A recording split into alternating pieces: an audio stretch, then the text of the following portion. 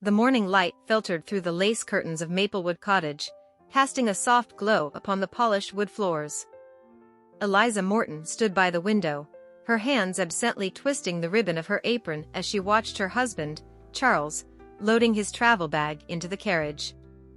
The horses stamped their hooves impatiently, the driver waiting to be off. Charles turned, catching her eye, and smiled in that gentle way she had once adored. "I shall only be gone a week, Eliza," he called, as if her silence required reassurance. "This trip to Brighton is more business than pleasure, I assure you. It will hardly be worth your missing." Eliza nodded, but said nothing. She forced a smile, a practiced expression she had perfected over the years of her marriage, one that masked the deeper feelings she could never fully articulate. Brighton. It was the seaside destination of choice, a place where couples strolled hand in hand and laughter echoed along the beach. But Charles had chosen to go alone, a curious decision that had left her with more questions than comfort. "You'll write?" she asked, her voice thin with effort. "Of course, my dear." He approached the door but did not step inside. A kiss on her forehead, brief and absent, and he was gone. As the carriage pulled away, Eliza remained motionless by the window, her gaze following the dwindling figure of her husband until he was nothing more than a speck on the road.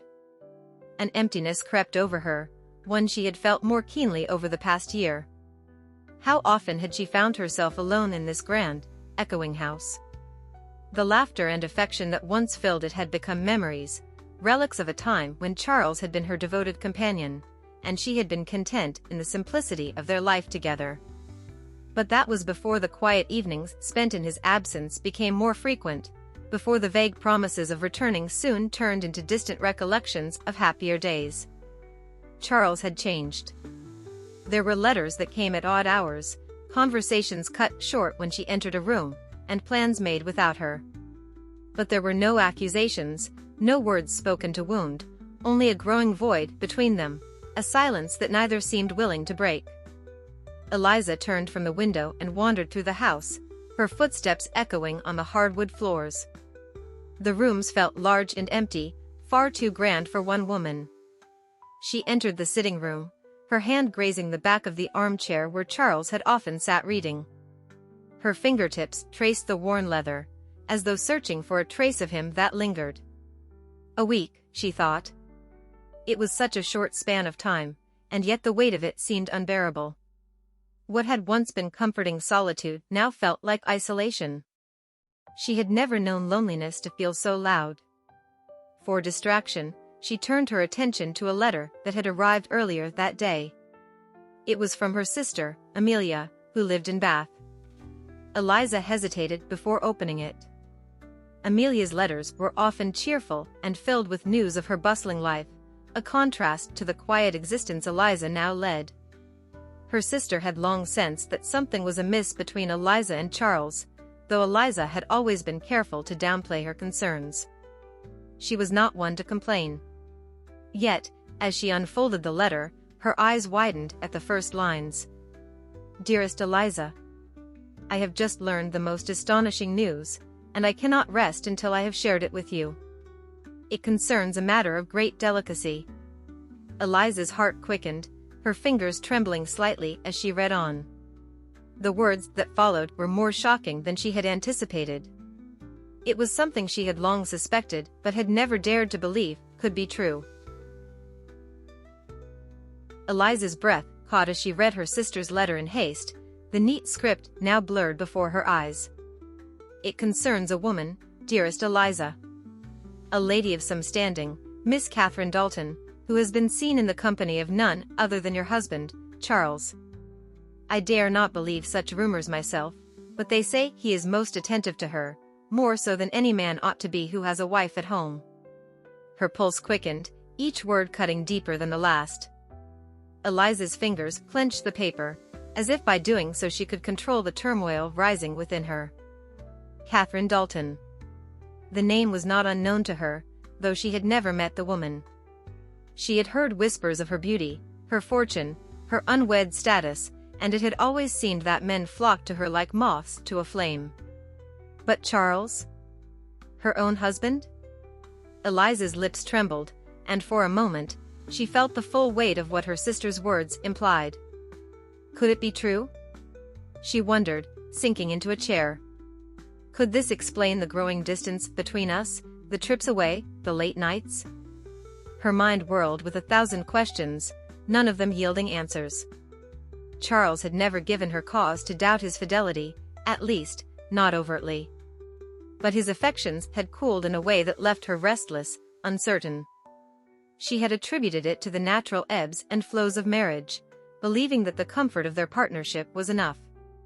But had it been enough for him? Eliza read on, her heart tightening with each word. They say they were seen walking the promenade at Brighton last spring, and again, recently, at a private dinner hosted by the Wiltons. I hesitate to write you of this, sister, but I cannot bear to keep such things from you. It may be nothing, idle talk, but I know you, Eliza. You deserve the truth, whatever that may be. You must ask him directly. Yours, in all concern, Amelia. The letter fell from Eliza's hands, fluttering to the floor like the final blow of some unseen battle. She stared blankly at the parchment, her mind suspended between disbelief and painful clarity. Amelia was not one for idle gossip. If she had written this, it was out of genuine concern. And yet, the thought of confronting Charles with such an accusation felt impossible. What if it were true? What if everything she feared, his distance, his absences, had a name and a face? But then again, what if it was merely a misunderstanding, an exaggeration of society's gossip? Could she risk tearing apart her already fragile marriage over rumors? Eliza pressed her hand to her forehead, feeling the weight of the decision before her. There was no way to act without consequence. If she confronted Charles upon his return, she risked either learning a truth too painful to bear or, worse, losing the remnants of their fragile connection. Yet, to say nothing, to let these whispers fester in her heart, would slowly erode the little trust that remained between them. For the first time in years, she found herself angry, not at Charles, but at the circumstances of her life. At the expectations of a wife, whose duty was to maintain an image of happiness and composure, no matter what lay beneath the surface. She had always prided herself on being understanding, on avoiding scenes and accusations, but now she wondered whether her silence had allowed this very distance to grow. A sharp knock at the door interrupted her thoughts, and she started, realizing how tightly she had been gripping the arm of the chair. When she opened the door, the housekeeper stood with a fresh envelope in hand. "A letter for you, madam. From Brighton." Eliza's heart thudded against her chest as she took the envelope, recognizing Charles's handwriting immediately. Her pulse quickened. Surely this was a sign that all her fears were unfounded, that he had written to reassure her of his devotion, as he always did on his journeys. She tore open the letter, her eyes scanning the words hungrily. But as she read, her heart sank. "Dearest Eliza, I trust this letter finds you well, though I am afraid I shall not return as planned. Business here in Brighton has demanded my extended presence. Do not be troubled, I shall write again soon with further details. Yours affectionately, Charles." There was no warmth in the words, no mention of missing her or looking forward to their reunion. It was formal, detached, as though she were an acquaintance rather than his wife. And yet, the most jarring detail of all was his failure to mention why his stay had been prolonged. Business? She thought bitterly. Or Catherine Dalton? A terrible realization crept into her mind. Eliza set the letter down, her hands now trembling for a different reason. Charles had left, and without saying a word, she had already lost him. And for the first time in their marriage, she found herself wondering whether it was too late to win him back. The week passed slowly, each day blurring into the next as Eliza moved through her daily routines in a haze. Charles's brief letter, with its cold detachment, replayed in her mind as she wandered through the quiet house. The idea of his extended absence was more than just an inconvenience now, it was an accusation, a silent confession that there was something more to his stay in Brighton than he had let on. The empty space he had left behind felt larger than ever. Eliza's sleep became restless, filled with half-formed dreams of shadows and whispers, of nameless faces and secret meetings. Each morning, she awoke feeling more lost than the last, unsure of how to confront the truth, or even whether she wanted to. She avoided her neighbors, fearing their curious eyes and idle chatter, and declined invitations from her social circle, offering vague excuses of ill health. What could she say? That her husband had chosen to extend his business in Brighton without her, while rumors swirled of his attentions to another woman? The house felt like a shell, beautiful and empty, reflecting the growing void within her. Even her correspondence with Amelia grew sparse. Eliza could hardly bear to write about the suspicions that had rooted themselves deep in her heart. She did not want sympathy or the carefully measured reassurances that her sister would surely offer. She wanted answers. On the 8th day, when Charles was meant to return, the house felt eerily quiet. Eliza stood at the front window, just as she had when he left, her hands again twisting the ribbon of her apron in nervous anticipation. Would he return as planned, or would another letter arrive with some thin excuse for his delay? Midday came and went with no sign of him.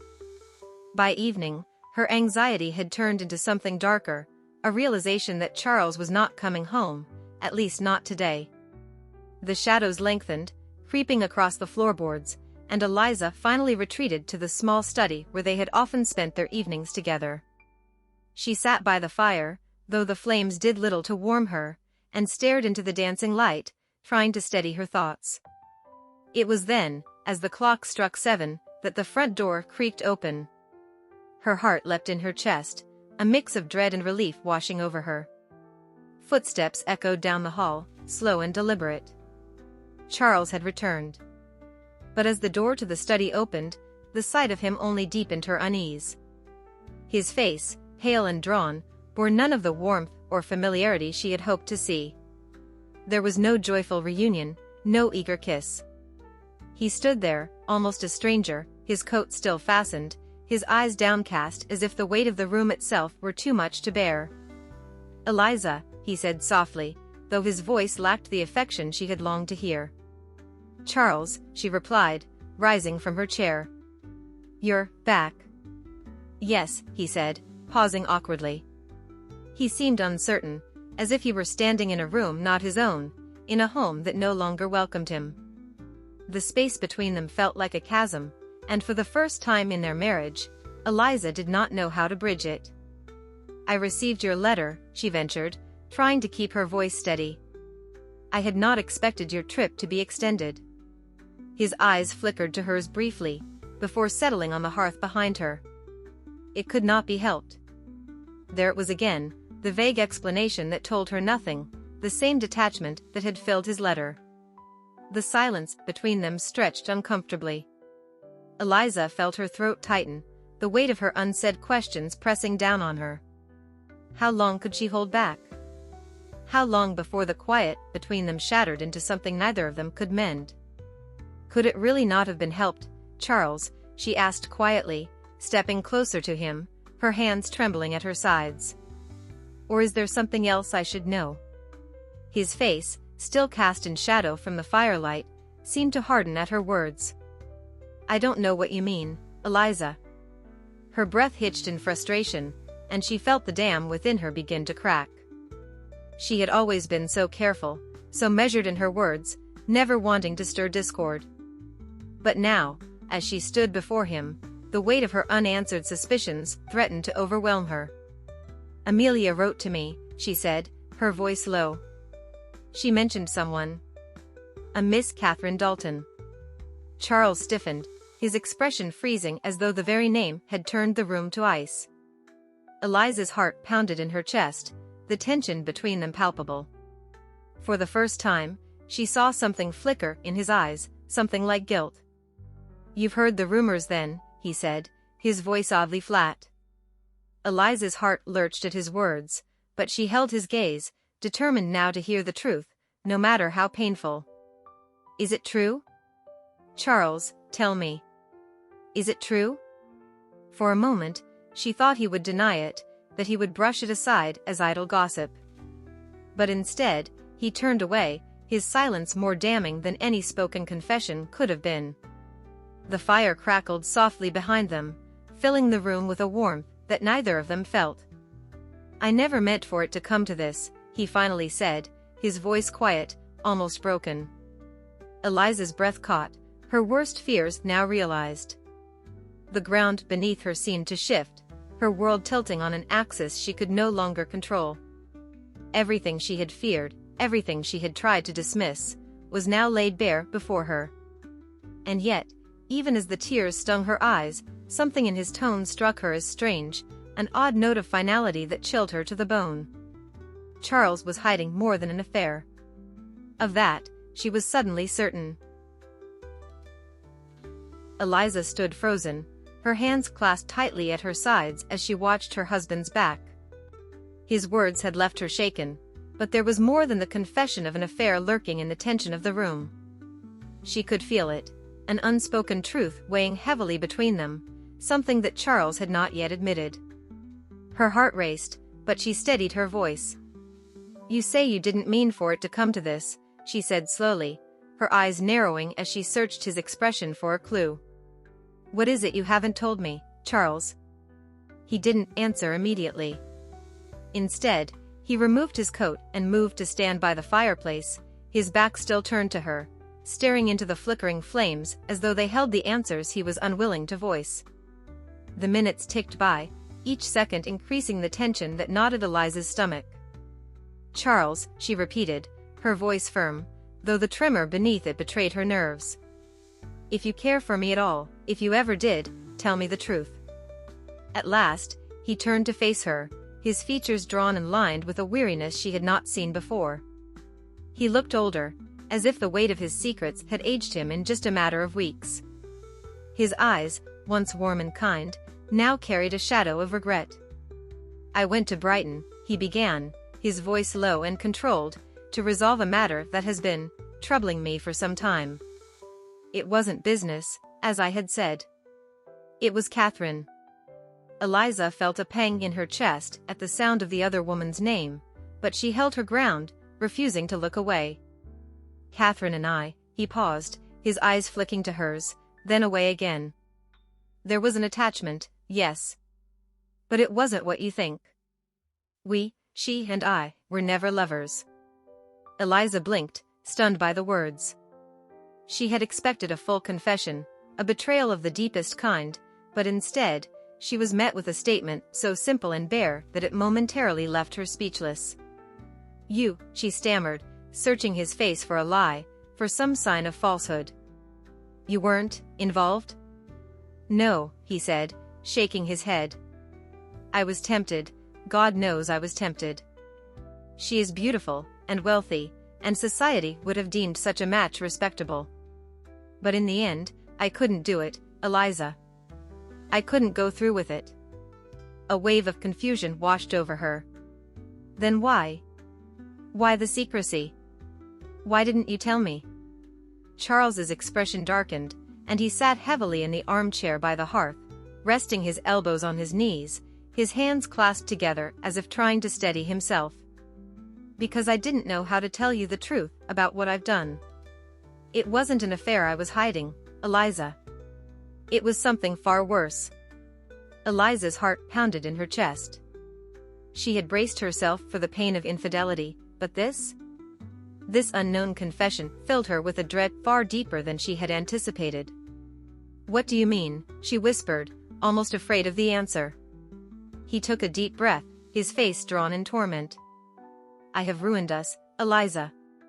Our finances, our future, I gambled it all away. Every penny. The trips, the business, none of it was as I claimed. I've been trying to make up for the losses, trying to keep it from you, hoping I could somehow set it right. But it's no use." Eliza staggered back, her hand flying to her mouth. "No," she breathed. "No, Charles, that can't be. How could you?" "I was desperate," he said, his voice thick with shame. "I thought I could fix it. I thought I could win it all back. But the more I tried, the deeper I sank. And Catherine, he paused, his eyes meeting hers at last. She offered me a way out. An arrangement, of sorts. She would pay off my debts, in exchange for my companionship. Eliza's head spun, the room seeming to close in around her. So, you were going to leave me for her? No, he said quickly, his voice breaking with regret. I refused. I couldn't go through with it. But the debt remains, and now we have nothing. The full weight of his words settled upon her like a heavy blanket, suffocating and unbearable. Their home, their life, their marriage, it had all been gambled away on a lie. Eliza felt the ground slipping from beneath her, but amidst the shock, a strange calm overtook her. Her emotions, once raw and tangled, began to settle into a hard, cold clarity. For years, she had stood by Charles, believing in their partnership, in their shared life. She had given him her trust, her heart, and he had betrayed her not with another woman, but with something far worse, deceit. What are we to do now? She asked, her voice soft but steady. Charles buried his face in his hands, his body trembling with silent anguish. I don't know, he whispered. I've failed you, Eliza. I don't deserve your forgiveness. I don't even deserve to be here. For a long moment, she stood there, watching him crumble before her. The man she had once loved so deeply, the man she had trusted with her life, was now a stranger, broken, lost, and filled with regret. And yet, despite the enormity of his failure, she felt no anger, only a profound sadness. Finally, she spoke, her voice calm but resolute. You were right about one thing, Charles. You don't deserve to be here. His head snapped up, his eyes wide with disbelief. Eliza. I will not forgive you, she said, her voice steady and clear. Not for this.